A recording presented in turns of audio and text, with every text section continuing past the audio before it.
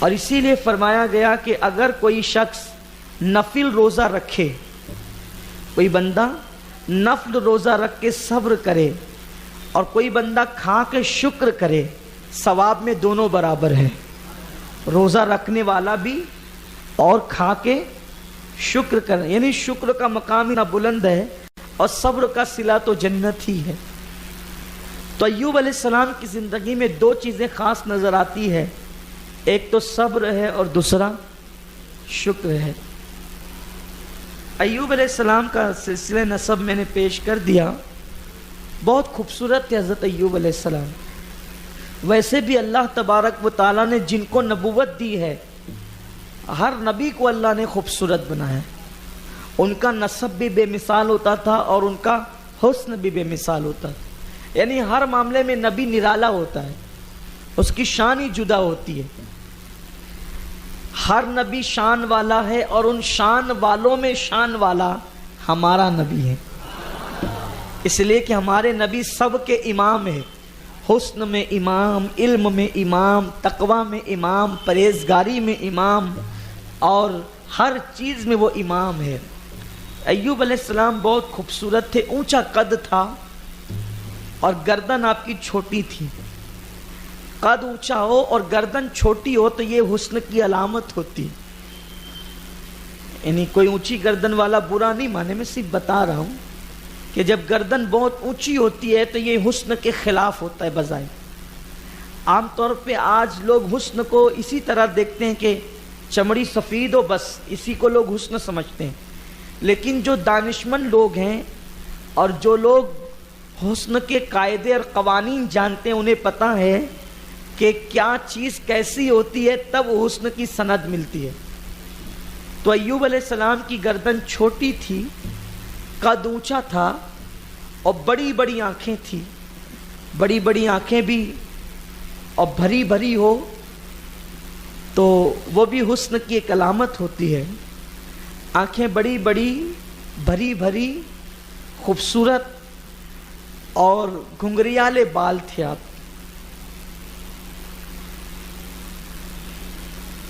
آپ کے بالوں کے اندر گرہ تھی، گھنگریالا پن تھا،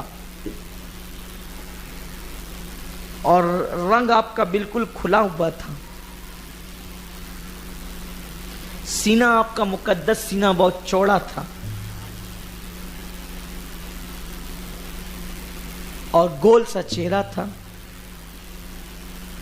اور آپ کی عادت کریمہ تھی کہ اللہ تعالیٰ نے آپ کو جو دولت سے نوازا تھا، بہت دولت تھی۔ آپ کی دولت کا اندازہ آپ لوگ سمجھدار لوگ اسی بات سے لگا سکتے ہیں کہ آپ کے کھیتوں کے اندر جو ہل چلانے کے لیے بیلوں کی جوڑی تھی وہ 500 تھی۔ آج کل اگر 2-4 ایکڑ کسی کسان کے پاس کھیت ہو تو 2 جوڑی میں کام چل جاتا ہے، 500 جوڑی کا مطلب 1000 بیل، اور یہ 1000 بیل صرف ہل چلانے کے لیے تھے۔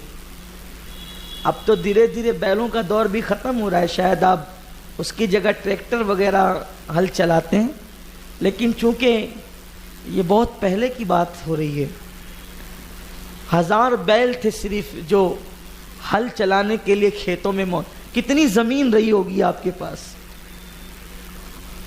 اور ہزاروں کنیز اور غلام، اور ان کے جتنے بچے تھے وہ سب خدمت پر، ہزاروں بکریاں، بھیڑیں، گھوڑے، جانور، مویشی، سب بہت نوازا تھا اللہ نے۔ محل میں زندگی گزارتے تھے، آپ کا قیام محل میں تھا،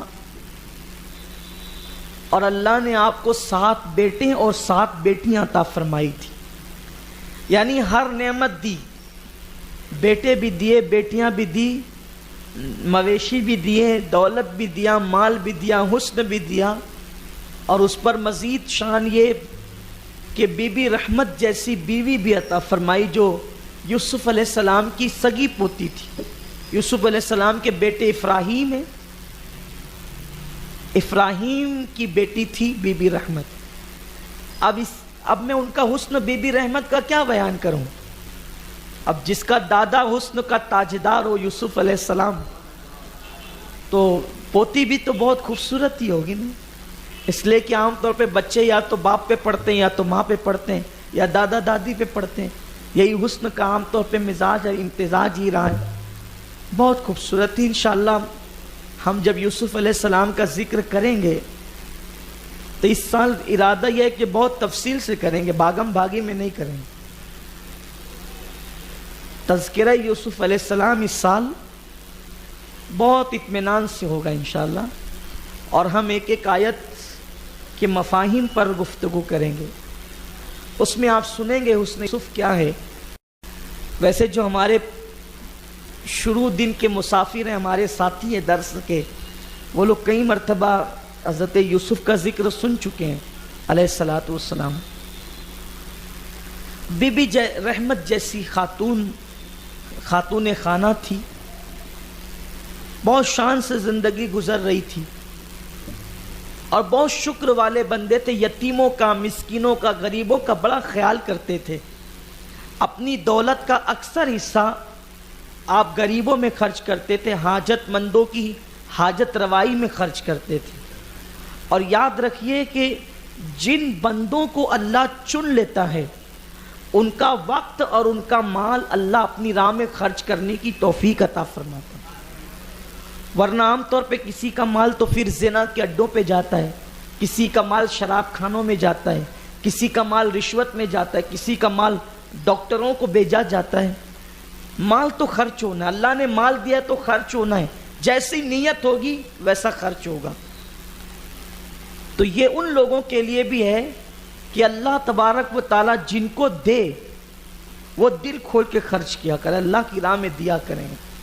اس لیے کہ اللہ کی راہ میں دینے والا کبھی بے چین نہیں رہتا، دینے والا ہمیشہ سخی رہتا ہے، دینے والا ہمیشہ مطمئن رہتا ہے، دینے والا ہمیشہ خوشحال رہتا ہے، مست رہتا ہے.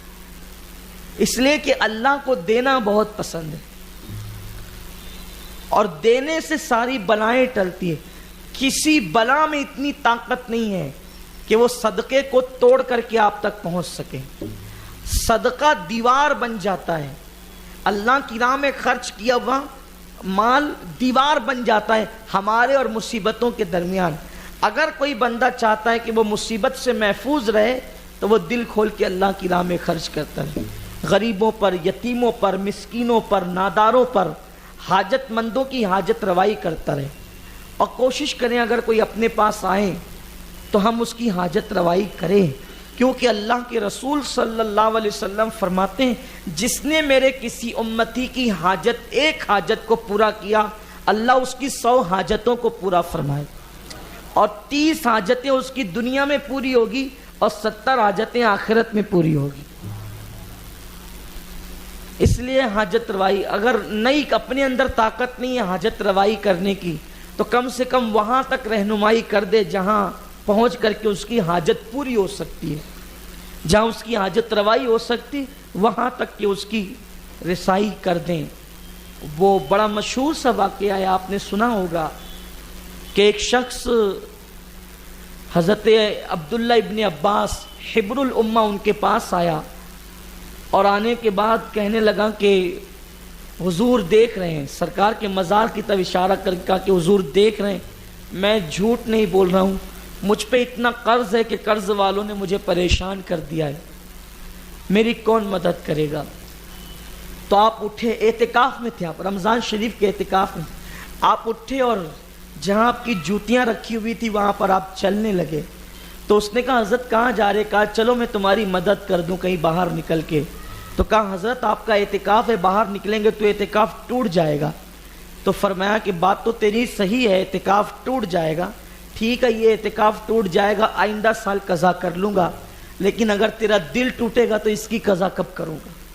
اور سن لے، میں نے اپنے آقا سے سنا ہے کہ کوئی اگر میرے امتی کی تکلیف کو دور کرنے کے لیے صرف چلے گا تو ہر قدم کے بدلے اللہ اس کو مسجد نبوی شریف میں 2 مہینے کے اعتکاف کے برابر ثواب عطا فرمائے. بعض روایتوں میں 2 سال بھی بیان کیا گیا ہے.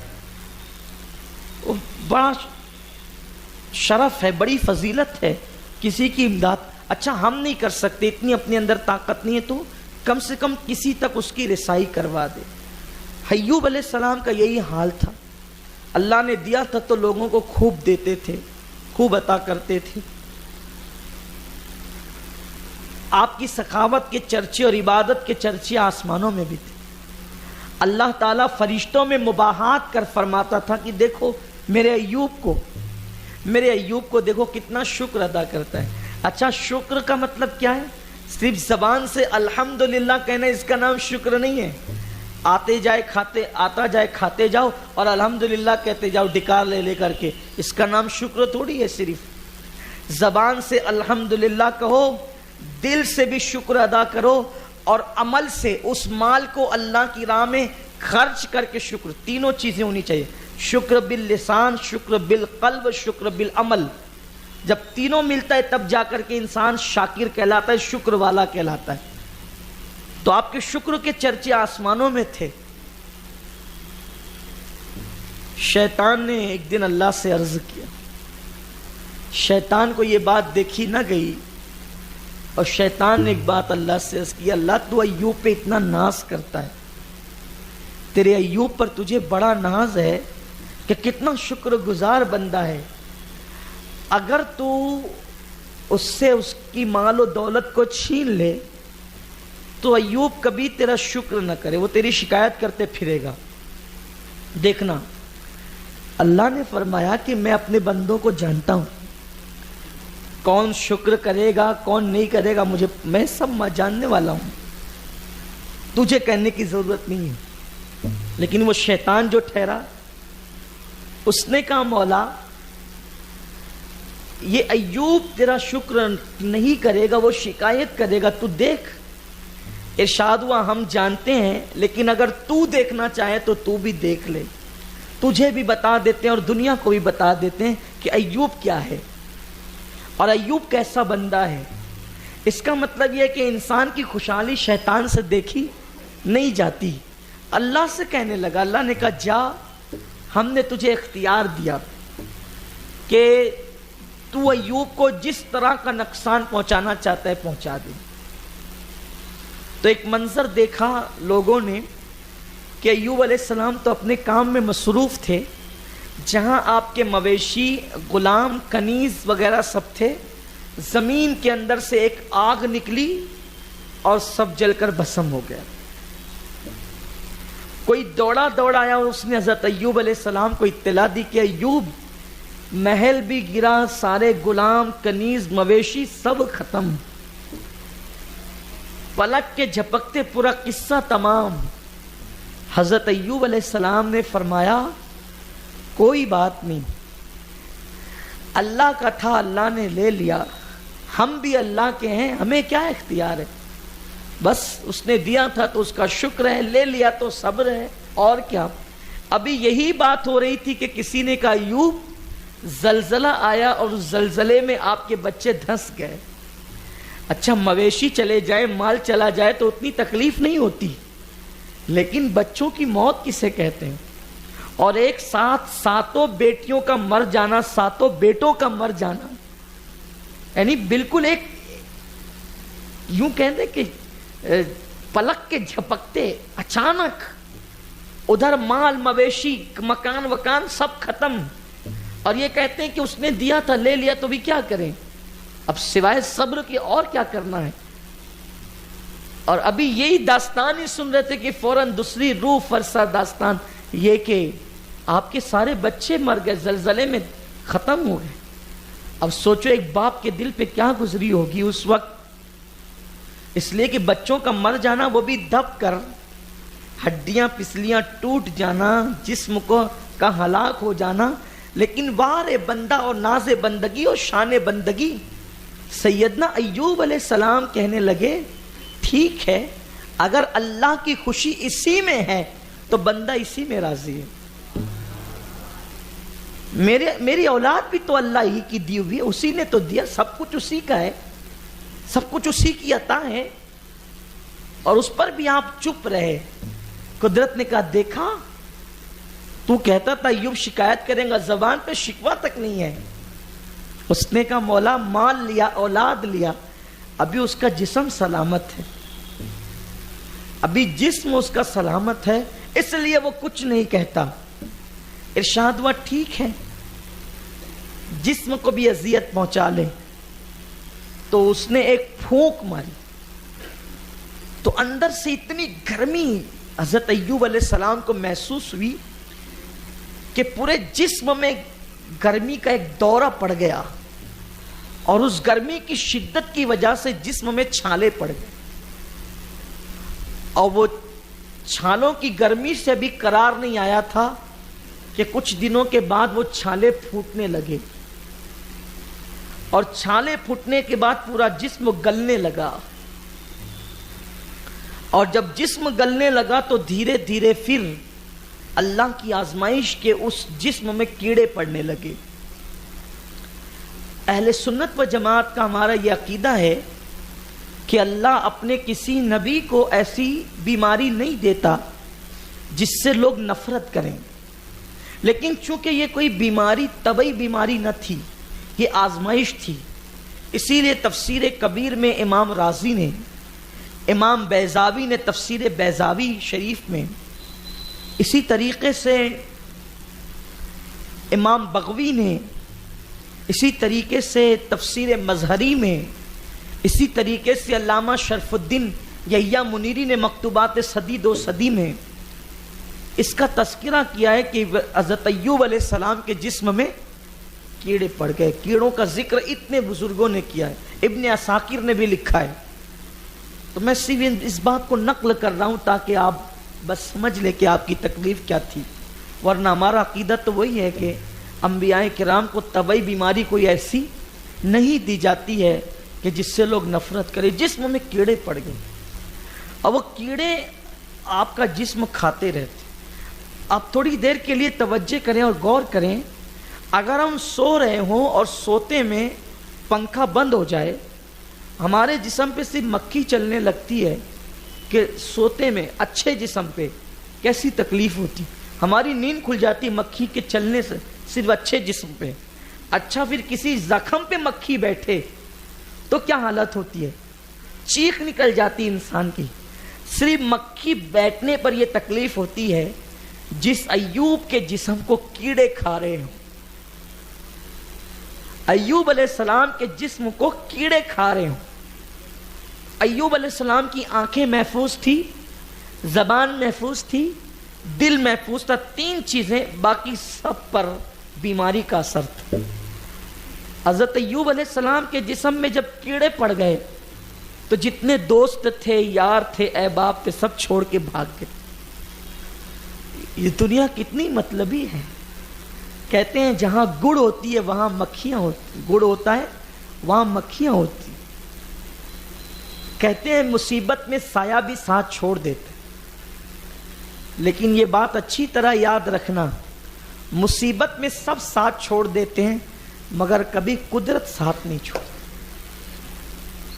انسان مومن جتنا بے سہارا ہوتا جاتا ہے اتنا قدرت اس کا سہارا بنتی جاتی ہے. یہ چیز بہت خاص ہے. ایسے وقت میں بندے کو بہت صبر کا اظہار کرنا چاہیے. لوگ ساتھ چھوڑتے چلے اور صرف ساتھ ہی نہیں چھوڑا بلکہ ایوب علیہ السلام کو کہا کہ آپ بستی سے چلے جائیں. اللہ کے پیغمبر کو کل تک جن کے ٹکڑوں پہ پلتے تھے، جن کے دسترخوان سے لقمے اٹھا کر کے چنتے تھے، ان کو کہتے ہیں آپ بستی چھوڑ کر چلے جائیں. تو ایوب علیہ السلام نے کہا کہ میں بستی چھوڑ کے کہاں جاؤں، میں کہاں رہوں گا؟ تو لوگوں نے کہا ایک جنگل میں آپ کی گھاس پھوس کی جھوپڑی بنا دیتے ہیں، اسی میں آپ رہیے. لیکن چونکہ نبی کی پوتی تھی آپ کی بیوی، سب ساتھ چھوڑ دیے، آپ نے ساتھ نہیں چھوڑا. آپ کہتے تھے ایوب میں تمہارے ساتھ رہوں. حضرت ایوب نے بارہا کہا کہ دیکھو مصیبت مجھ پر ہے، مشکلیں مجھ پر ہے، اللہ کا امتحان اور آزمائش مجھ پر ہے. تو آپ ایک کام کریں، اگر آپ چاہیں تو طلاق دے دی جائے گی تو تم چلے جاؤ. انہوں نے کہا نہیں، جب راحت میں آپ کے ساتھ رہی تو مصیبت میں بھی میں نے آپ کے ساتھ ہی رہنا ہے. اور وفادار اور شریف بیوی کی علامت یہی ہے، پہچان یہی ہے. اچھا بیوی ہی نہیں بلکہ اچھے دوستوں کی بھی پہچان یہی ہے کہ جو خوشیوں میں ساتھ رہے تو غموں میں بھی ساتھ رہے. اسی لیے مولائے کائنات شیر خدا علی مرتضیٰ نے فرمایا وفادار دوست کی پہچان یہ ہے کہ وہ کبھی مصیبت میں ساتھ نہیں چھوڑتا، ورنہ رستے سے چلتے ہوئے تو بہت لوگ ساتھ ہو جاتے ہیں، کہتے ہیں نا وہ چلتے سورج کو تو سبھی سلام کرتے ہیں، چڑھتے سورج کو، لیکن وہ رستے میں جو لوگ ساتھ ہوتے ہیں، ہر رستے کا مسافر ساتھ ہونے والا اپنا نہیں ہوتا، تو اچھے دوست بنو۔ آپ چاہے کم لوگوں سے دوستی کرو، لیکن جس کے دوست بنو اچھے بنو، کیونکہ دوستی کا صلہ قیامت میں ملنا ہے، اور دوستی کا صلہ جو بے غرض دوستی ہے نا، بے غرض بے مطلب دوستی، اس میں کوئی غرض نہیں، کوئی مفاد نہیں، کوئی مطلب نہیں، صرف اللہ کی خوشی کے لیے جو دوستی کرتا ہے اس کا صلہ بے حساب جنت ہے، دوستی کا بدلہ بے حساب جنت ہے۔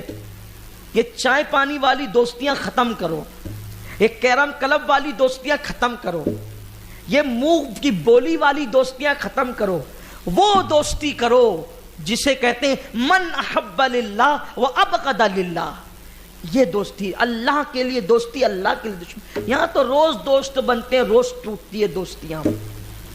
اب ظاہر سی بات ہے انبیاء کا ساتھ لوگ نہ دے سکے تو کس کا ساتھ دے سکیں گے؟ تو ایوب علیہ السلام کو سب چھوڑ گئے اور کہنے لگے کہ ہم کوئی جھوپڑی بنا دیتے ہیں آپ کے لیے، گھاس پھوس کی، اور جھوپڑی بنا دی گئی، سب چھوڑ گئے۔ بی بی رحمت نے کہا کہ میں تو نہیں جاؤں گی، اور حضرت بی بی رحمت جو ملکہ تھی یہ ایوب علیہ السلام کی، جس کے دسترخوان پہ ہزاروں لوگ روزانہ کھانا کھاتے تھے، پھر وہ چپکے سے جاتی اور جا کر لوگوں کے کچھ کام کرتی اور اس سے جو رقم آتی اس سے کھانا لے کر کے آتی اور حضرت ایوب علیہ السلام کو اپنے ہاتھ سے کھلا۔ اللہ کی شان کیا ہے؟ اللہ اگر کسی سے امتحان لینا چاہے، اس لیے اللہ سے بہت ڈرنا چاہیے۔ اللہ اگر دولت دے، اتراؤ نہیں، غرور مت کرو، تکبر مت کرو، عاجزی کرو۔ مولا دیا ہے، اب روکنا نہیں، مولا اب امتحان مت لینا، اس سے ہمیشہ دعا کرا کرو، اللہ امتحان مت لینا، آزمائش مت لینا۔ ہم لوگ تھوڑی اس قابل ہیں، ہم تو تجھ سے عدل کے نہیں بلکہ فضل کے امیدوار ہیں۔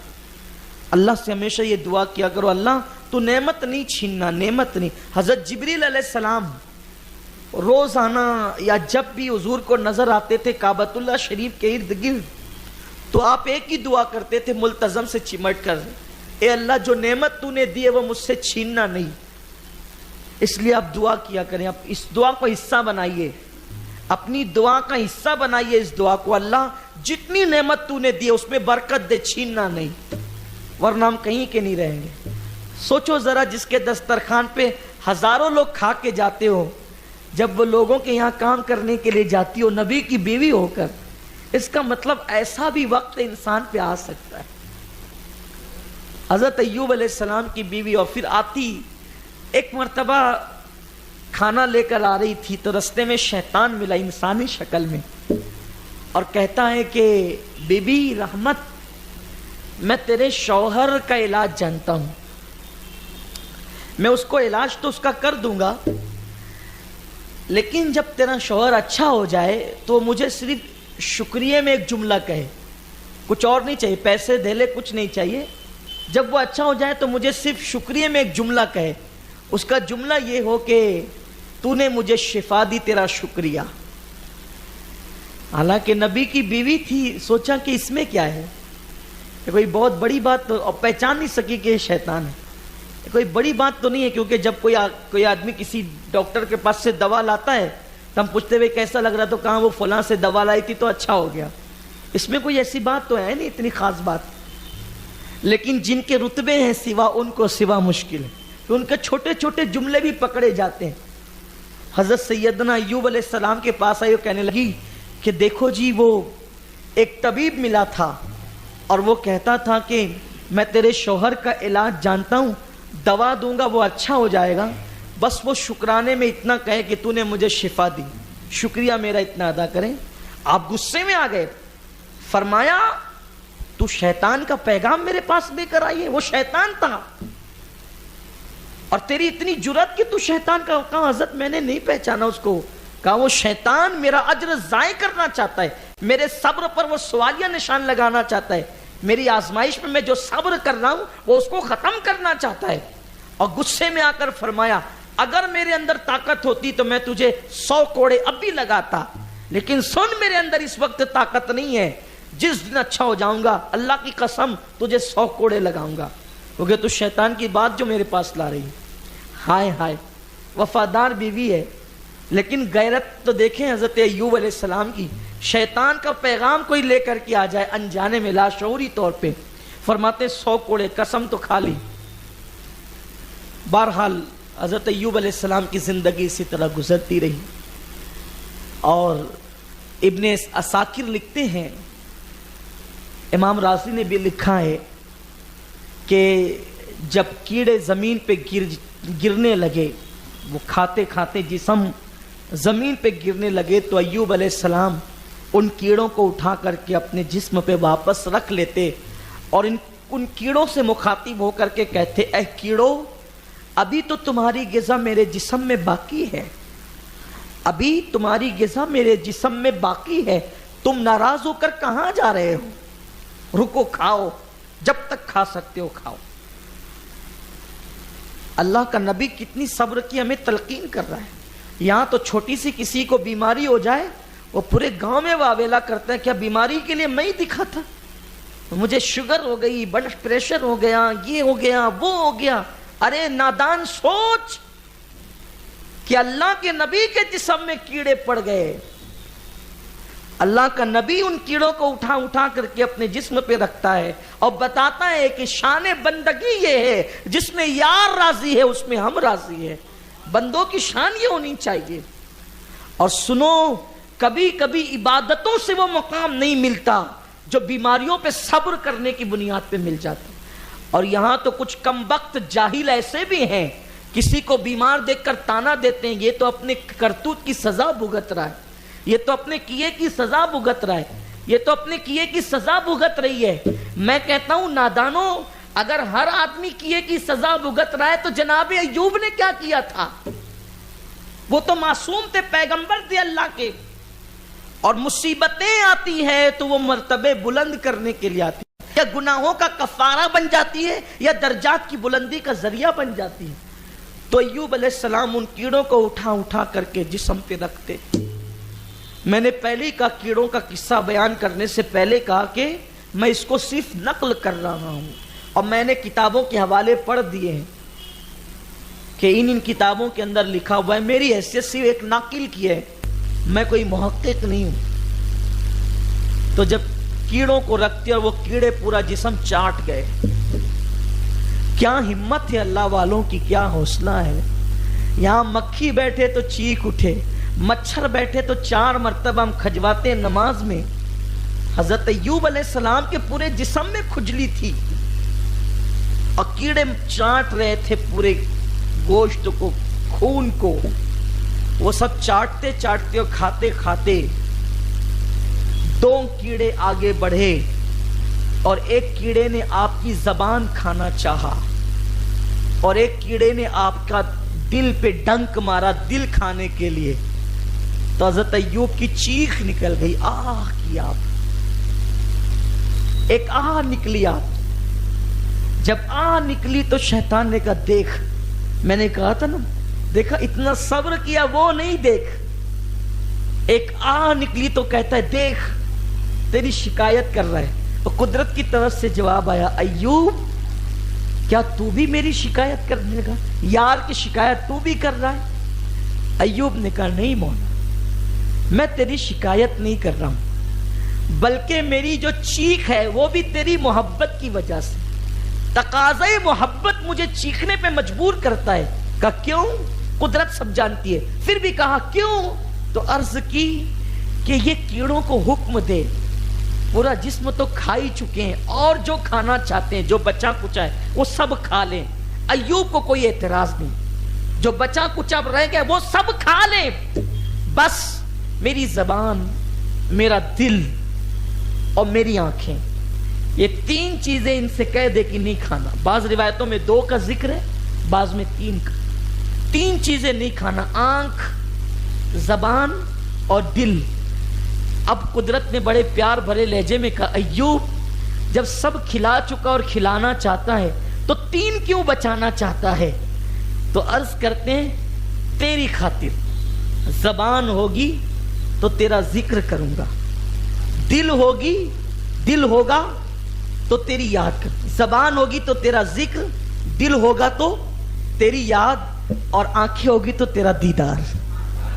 حضرت بابا فرید علیہ رحمہ نے بھی یہی کہا تھا نا کہ کاگا کاگا چن چن کھائیو سارا ماس، کاگا کاگا چن چن کھائیو سارا ماس، 2 نینا مورے مت کھائیو موہے پیا ملن کی آس۔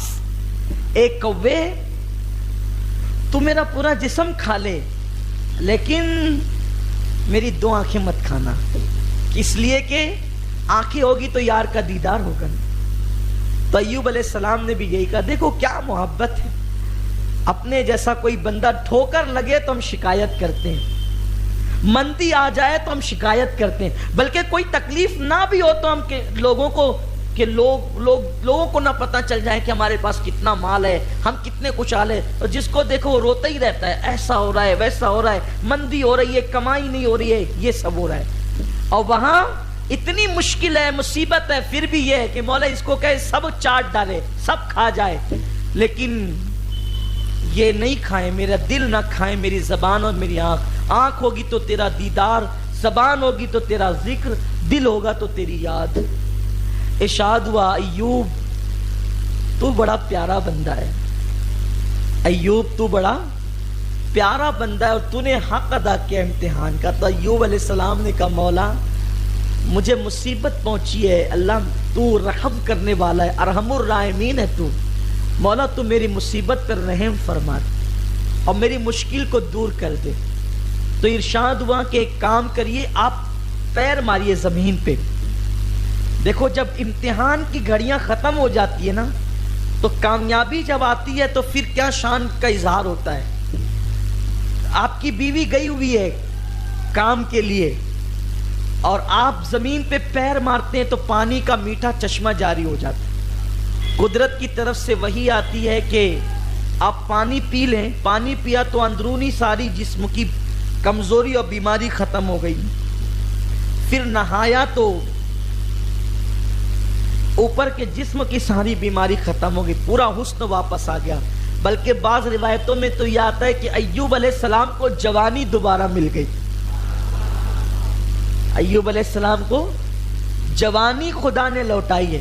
بعض لوگ تو اتنا ہی سنتے ہیں اور اتنا ہی پتہ ہے لوگوں کو کہ زلیخا کو جوانی ملی ہے واپس، حضرت ایوب کو بھی جوانی دوبارہ ملی ہے، آپ نے غسل کیا ہے پھر جوانی واپس آ گئی، چونکہ جو آپ کو بیماری ہوئی تھی وہ 80 سال کی عمر میں ہوئی تھی، آپ کو 80 سال کی عمر میں بیماری ہوئی تھی جب آپ کے بال سفید ہو گئے تھے، لیکن جب آپ نے اس میں غسل کیا تو بال پھر سے سیاہ ہو گئے، جوانی لوٹ آئی، آپ طاقت و قوت لوٹ آئی، آپ نہا دھو کر جنت کے کپڑے پہن کر بیٹھ گئے۔